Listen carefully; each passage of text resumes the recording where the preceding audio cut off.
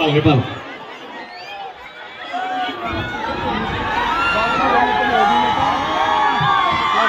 নমস্কার। কেমন আছেন আপনারা? সত্যি? তাহলে আমাকে সিক্রেটটা বলুন, রাজটা বলুন, এত গরমে কি করে ভালো আছে? আমার জন্য, ইনফ্যাক্ট আমি ভালো আছি আপনাদের জন্য। আজকে শেষ প্রচার আমাদের জন্য, আমার জন্য, আমাদের দলের জন্য, ইনফ্যাক্ট প্রত্যেকটা দলের জন্য। আমি যেটা পুলকদা বলছিল, সত্যি এত গরমে আমি 1 মাস ধরে পুরো বাংলা ঘুরে বেড়াচ্ছি। এমন কোনো জায়গা নেই যে এখানে মানুষ আশীর্বাদ করতে আসেনি দলকে, দিদিকে, আমাদের প্রার্থীকে। যেহেতু আজকে শেষ দিন প্রচারের, আমি উত্তর উলবেড়িয়া থেকে সমস্ত মানুষ যারা এই গরমে প্রত্যেকটা দলের উপস্থিত হয়েছে নিজের দলকে জেতানোর জন্য, এবং আপনারা বিশেষ করে যারা আজকে এখানে উপস্থিত হয়েছেন এই গরমে, হাত জোড় করে মাথা নিচু করে প্রত্যেককে ধন্যবাদ। কারণ এই গরমে বিশ্বাস করুন 2 মিনিট বাইরে থাকা যায় না। সেখানে আপনারা ঘন্টার পর ঘন্টা সকালে তাড়াতাড়ি উঠে, অনেকেই তাড়াতাড়ি রান্না করে, সারাদিনে রান্না করে এসেছেন এক ঝলক দেবকে দেখার জন্য বা দলকে জেতানোর জন্য। তার জন্য মন থেকে আপনাদের সকলকে ধন্যবাদ।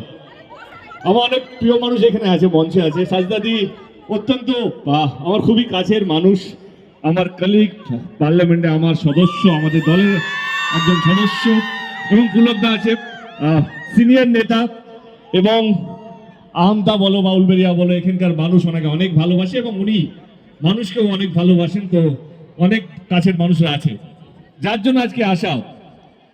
বিমলবাবুর সমর্থনে আপনাদের পাড়ায়, আপনাদের আমতা ফুটবল মাঠে আসা। আমি একটাই কথা বলবো কি, আমি কোনোদিনও ভোট চাইনি, আমি আপনাদেরকেও জোর করবো না কি আপনারা আমার দলকেই ভোটটা দেবেন। এটা আপনাদের গণতান্ত্রিক অধিকার, আপনারা যাকে ইচ্ছা ভোট দিতে পারেন। কিন্তু হ্যাঁ, দেওয়ার আগে একটু আপনাদেরকে ভাবতে হবে আপনারা কাকে ভোটটা দিচ্ছেন, কোন দলকে ভোটটা দিচ্ছেন, কোন দলের প্রার্থীকে ভোটটা দিচ্ছেন। তারা কি আপনাদের সঙ্গে ছিল? তারা কি আপনাদের সঙ্গে আছে? তারা কি জেতার পর আপনাদের সঙ্গে থাকবে? এই প্রশ্নগুলো আপনাদেরকে করতে হবে নিজেকে, তবেই কি উত্তরগুলো পাবেন। শুধু দেব বলছে বলে নয়। আজকে 2026-এ আমার মনে হয় প্রত্যেকের নিজের অধিকার আছে কাকে ভোটটা দেবে। আমি তৃণমূল কংগ্রেসের সাংসদ গত 12 বছর ধরে। আমি আজ অব্দি আমার কটা ইলেকশন, 2014 থেকে ইলেকশনের প্রচার করছি, 2014, 16, 2019, 2021, 2024, এটা 2026। এটা আমার 6টা দলের হয়ে নির্বাচনের প্রচার। আমি আজ অব্দি কোনো দলকে ছোট করে নিজের দলকে বড় করিনি। আমার মনে হয় যে কোনো দল বড় হয় তার নিজের কাজের জন্য, যে কোনো দল বড় হয় তার নিজের কর্মীদের জন্য, যে কোনো দল বড় হয় তার নিজের ব্যবহারের জন্য। এবং তৃণমূল কংগ্রেস এইখানেই আলাদা। তৃণমূল কংগ্রেস কোনোদিনও ভাগ করে রাজনীতি করেনি। ভাগ কেন বলছি, কোনোদিন এইটা বলেনি আমরা হিন্দু বা মুসলমান এই দলটা বিলং করি, না না না, এই প্রসঙ্গে আমি পরে আসবো। যেটা আমি বললাম যে আমি কোনোদিনও অন্য দলকে ছোট করে নিজের দলকে বড় করিনি, আমি এই রাজনীতির বিশ্বাসও করি না। কিন্তু আমার দল কিছু কাজ করেছে গত 15 বছর ধরে, আমি সেই কথাগুলো আপনাদের সামনে রাখবো। তারপর আপনারা ডিসাইড করবেন, বিচার করবেন যে কাকে ভোটটা দেবেন। আমার দল 2011 থেকে আপনাদের আশীর্বাদে, আপনাদের দোয়াতে বাংলায় সরকার করতে পেরেছে। আপনারা মমতা ব্যানার্জিকে বিশ্বাস করেছেন, শুধু একবার নয়, 3বার বিশ্বাস করেছেন, জিতিয়েছেন, এবং 3বারের জন্য সরকার আমাদের দল করতে পেরেছে। এটা 4র্থবার হতে চলেছে।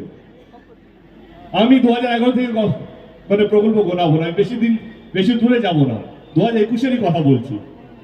নিশ্চয়ই আমি উলবেড়িতে এসেছিলাম, এবং উলবেড়িয়া কেন, আমরা সব জায়গায় গেছিলাম প্রচার করার জন্য। দল তখন কথা দিয়েছিল যে 2021-এ যদি আমরা জিতি তাহলে বাংলার প্রত্যেকটা মহিলাকে আমরা 500 টাকা করে দেব। যেই প্রকল্পের নাম দেওয়া হয়েছিল লক্ষ্মীর ভান্ডার।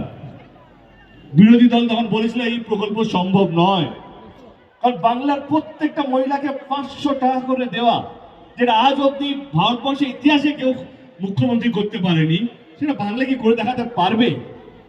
প্রশ্ন আমাদেরও ছিল। দলকে বিশ্বাস করতাম, দিদিকে বিশ্বাস করতাম।